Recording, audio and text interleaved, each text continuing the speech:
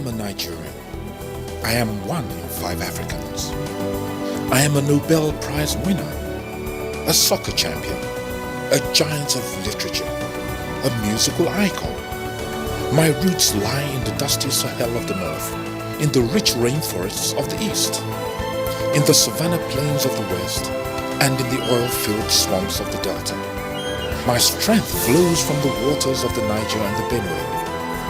Nigeria is my home. I am the voice of 200.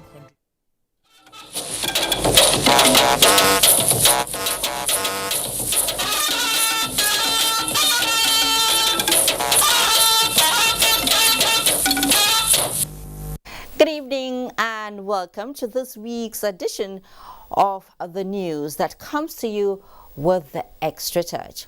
In tonight's package, Ishekiri people gets presidential pledge of a fair deal. Fuel supply and subsidy takes center stage as the Federal Executive Council and National Assembly show concern on the matter. Also tonight, security issues receive special attention. Agencies move to collaborate for a safer Nigeria. And on the business front, we have a special on the thriving snacks trade in the palace of a first-class emir. Plus, an expose of women in jobs of women in jobs perceived to be male-dominated. These and much more are what we have on our menu tonight. But of course, you have to sit back and watch to be informed and entertained, because the taste of the pudding is in the eating. I am Fatima Marbuba, and this is News Extra. I welcome you. You can follow this news broadcast live on our website nta.ng/live and on YouTube channel NTA News Online. You can also visit our Facebook page NTA Network News, and on Twitter at NTA News Now, and on Instagram NTA Network for updates. I welcome you once again. Now, the federal government has approved the immediate deployment of new revenue assurance solutions by the Nigerian Communications Commission, NCC. This is aimed at plugging leakages in the nation's telecommunications industry for enhanced revenue generation in the country. The Minister of Communications and Digital Economy, Professor Isa Ali Ibrahim Pantami, made this known at a media briefing after the meeting of the Federal Executive Council. State House correspondent Adam Sambo reports on this and other resolutions adopted. The revenue assurance solution was developed by the Nigerian Communications Commission (NCC) as a deliberate attempt at enhancing revenue generation in compliance with the federal government's directive. The wisdom behind deploying this technology is just an attempt to enhance revenue generation that will go into education, health, infrastructure, and many more. And at the same time, to promote the cyber security of our country by making sure that our cyberspace, particularly as it relates to the telecommunications sector. The new technology, the minister explained, has already been certified by NIDA and a clean bill of health obtained from the Office of the National Security Advisor. FCT Minister Muhammad Musa Bello also secured the approval of the council to award contract for the completion of Mpape Galuwi Shere Road at 5.4 billion naira. And this road, when done, is going to allow us to move settlements within phase 2 of the city that are meant to go there. And these ones are the 7 communities of Otako, Maje, Mabushi, Jabi Samuel, Jabi Akubu, and Panda, and then Zilu. So this is also in line with the administration's policy of working on infrastructure, so that the city proper would be decongested. For the Federal Ministry of Works and Housing, approval has been granted for the execution of 15 roads infrastructure projects and bridges across Nigeria. One is the award of the contract for the construction of phase 2 of Ikot-Epene border Aba to Owerri dualization road project. And this is at the cost of 40 billion 157 million naira. The construction of the Offa bypass road phase 2 in Offa local government area of Kwara State. This project is for 4,335 million naira. The revised estimated cost of the rehabilitation of the Alesi-Ugep road section in Cross River State. The Federal Executive Council has therefore approved an upward review of the contract sum from 11.22 billion naira to 14.74 billion naira for completion. From the State House, Adamu Sambo, NTA News. The Federal Executive Council has resolved to forward a special request to the National Assembly for additional funding provisions towards meeting the requirement for incremental fuel subsidy in the 2022 Appropriations Act. The Minister of Finance, Budget and National Planning, Zainab Ahmed, announced this while briefing journalists after the Council's meeting, presided over by President Muhammadu Buhari. State House correspondent Adam Sambo again has that. Prior to the recent decision by the federal government to suspend the removal of fuel subsidy, a provision of 443 billion naira was made in the 2022 Appropriations Act covering January to June this year. Having taken into account the current realities, increased hardship in the population, heightened inflation, and also that the measures that needed to be taken to enable a smoother exit of the fuel subsidy are not yet in place, it was agreed by Council that it is desirable to exit fuel subsidy. The Nigerian National Petroleum Company, NNPC, has presented to the Ministry a request for 3 trillion naira as fuel subsidy for 2022. And what this means is that we have to make an incremental provision of 2.557 trillion naira to be able to meet the subsidy requirement, which is averaging about 270 billion naira per month. The Council therefore resolved to approach the National Assembly for, amongst others, the amendment of the Fiscal Framework, the 2022 Appropriations Act, as well as the Petroleum Industry Act.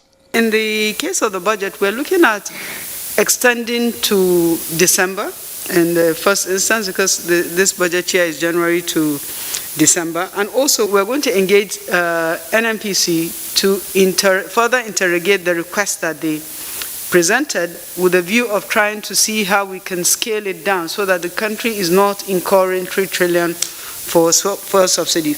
NNPC's assessment is that the country is consuming 65.7 million liters per day. Even as government is not immediately removing the fuel subsidy, we have to make sure that what the nation is incurring is efficient and that it is real cost that has been consumed by the country.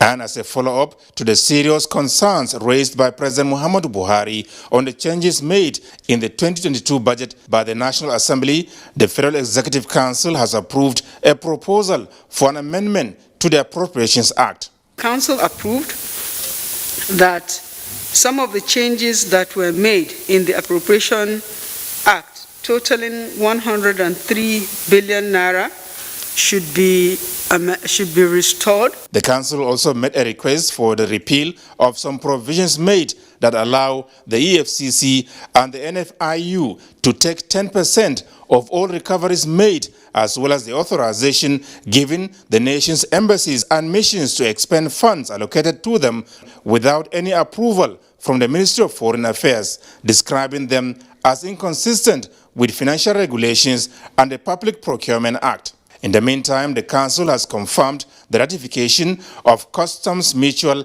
Administrative Assistance Agreement between Nigeria and South Africa. And the purpose for us is for the customs law in the respective territories to be properly observed, to prevent and also enhance investigation and to combat customs offenses, and to afford each country mutual assistance in cases concerning the delivery of documents regarding the application of customs laws in our two countries. This, the minister said, will not only strengthen the Nigeria-South Africa Binational Commission, but also increase trade relations between the two countries, especially with the coming into effect of the African Continental Free Trade Area Agreement.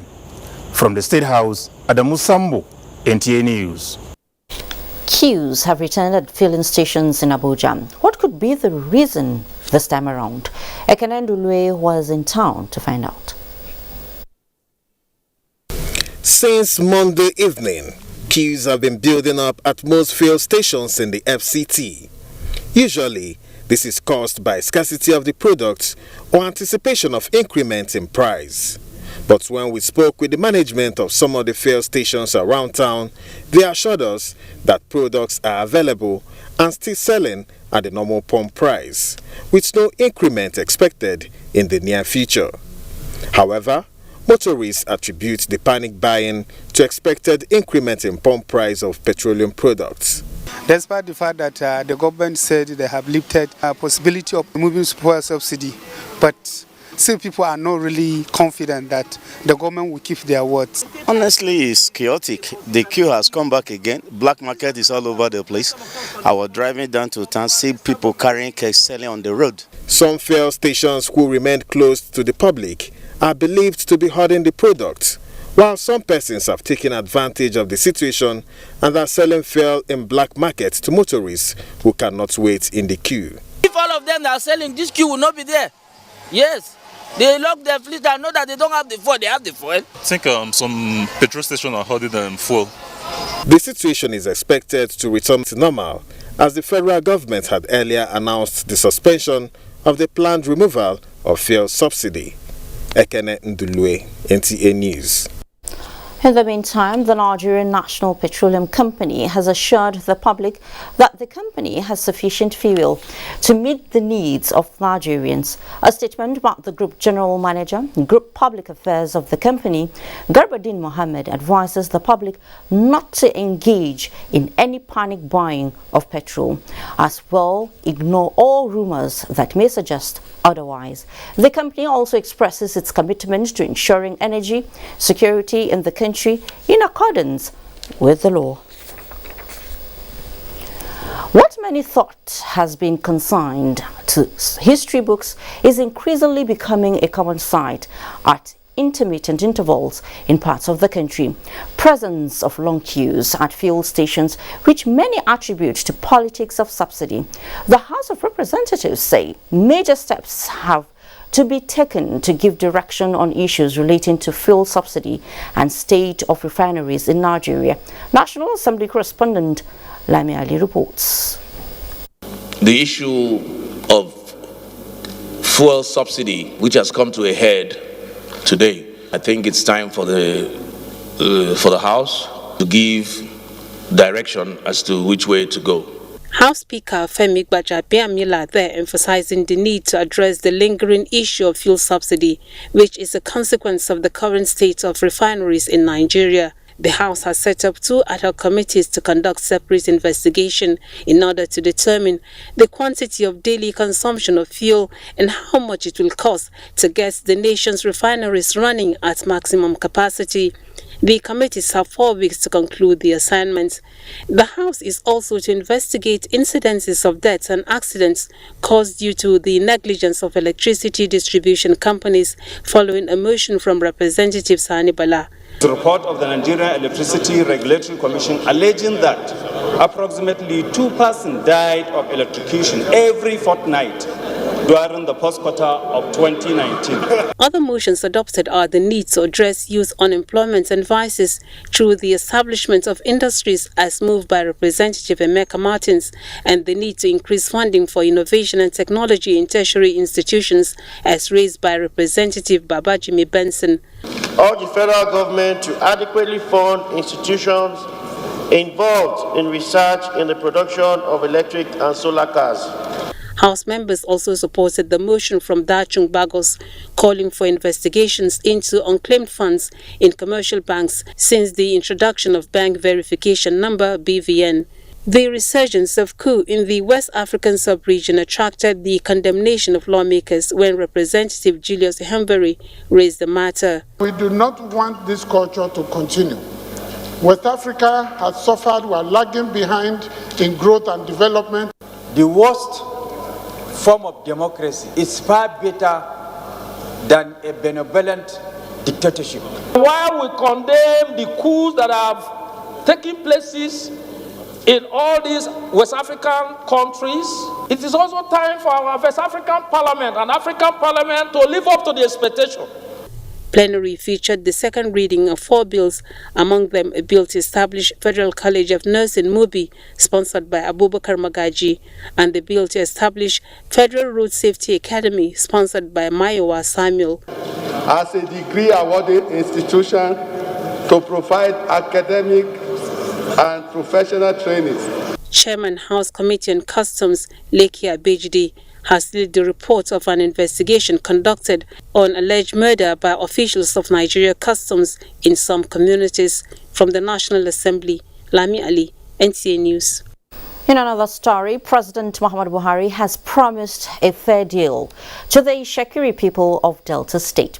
This was while receiving the Olu of Warri Kingdom, Ogwame Atwatse III, whom he extolled for his patriotic disposition. State House correspondent Adamu Sambo reports. The Olu of Warri was accompanied to the State House by some prominent traditional title holders from Ishekiri land. The monarch formally thanked President Muhammadu Buhari for sending a high-powered delegation to his coronation, as well as his kind felicitation, goodwill and solidarity. He described the president as a dogged patriot and fervent believer in Project Nigeria. As a Nigerian and the leader of the Ishekiri people, it is with a great sense of responsibility that we pledge our loyalty to one united Nigeria as we support your government's aspirations to provide security and economic prosperity to all Nigerians, irrespective of tribe, creed, or religion. Like every other nation on earth, Nigeria has her problems to grapple with. But our firm belief is that as a united Nigeria, we shall stand well and make Nigeria a better country than we met. In unity, equity, and justice, we shall bequeath a better Nigeria to our children. I thank you, Your Majesty, for this visit, and very impressed by your patriotism. And I assure you that I will maintain contact. During the visit, the Ishekiri leaders drew their attention to what they called some burning issues dear to their hearts. The issues include the underutilization of the 4 ports in Warri, Koko, Sapele, and Brutu, all in Delta State, reconstitution of the NDDC board, immortalizing the first finance minister of the country, Chief Festus Okoti Ebo, and resuscitation of the Ogidigbeng EPZ project, which has been reportedly abandoned. I have taken note of the points you have raised in your address, and I assure you I will work on them as soon as possible. From the State House, Adamu Sambo, NTA News. And one of the outcomes of the coronavirus pandemic is the strengthening of public health system across the globe. In Nigeria, the National Health Emergency Bill is a major legislative intervention. The bill seeks to repeal the Quarantine Act of 2004 and to reenact the National Health Emergency Bill to provide for timely control of outbreak of infectious diseases. National Assembly correspondent Ignatius Sunko has the report. 11 months after the Senate considered the National Emergency Health Bill for second reading, the proposed law has now been passed. It mainly seeks to put in place an updated and comprehensive framework for the prevention and control of the outbreak of infectious diseases. The bill is sponsored by Senator Chukwuka Otazi. The passage of this bill will no doubt ensure timely response to the treatment and prevention of the spread of infectious diseases during the periods of public health emergencies. Infectious diseases, it is important for us to have a proper prevention mechanism. To make provisions for the regulating and preventing the introduction into and spread in Nigeria of dangerous infectious diseases and for other related matters. 2022, third reading taken and the bill is passed. The Nigerian Meteorological Agency Act Repeal and Reenactment Bill was also passed. The bill that seeks to repeal the Public Complaints Commission Act and to reenact the Public Interest Disclosure and Complaints Commission, and the one that seeks to make provisions for the seizure, confiscation, forfeiture and management of properties reasonably suspected to have been derived from unlawful activities, both sponsored by Senator Suleiman Abdul Kwari, passed second reading. Is to provide for the establishment of a department in the relevant organizations to manage forfeited assets, as well as provide for an effective legal and institutional framework for the recovery and management of proceeds of crime. This bill will not stand the test of time because it will be very, very subjective. We need to be very careful, like advise, that we don't pass a bill that will cause more problems for people. But at the same time, we have to pass this kind of bills because we need to sanitize our system. The Federal Medical Center Onitsha Anambra State Establishment Bill, sponsored by Senator Stella Odwa, also passed second reading. A zone such as this has not a single federal government hospital, not even half. Will not only be of use to the indigenous people of Onitsha, but the entire people of this country. Because I know that people from all parts of Nigeria go in to Onitsha on a daily basis. Senate has passed the 2022 budget of the Federal Inland Revenue Service of 215.8 billion naira, with emphasis on the need for the service to deploy modern technology in its operations. Senate began the consideration of a bill that seeks to make it mandatory for bank employees to declare their assets. This is one of the bills that were passed for first reading.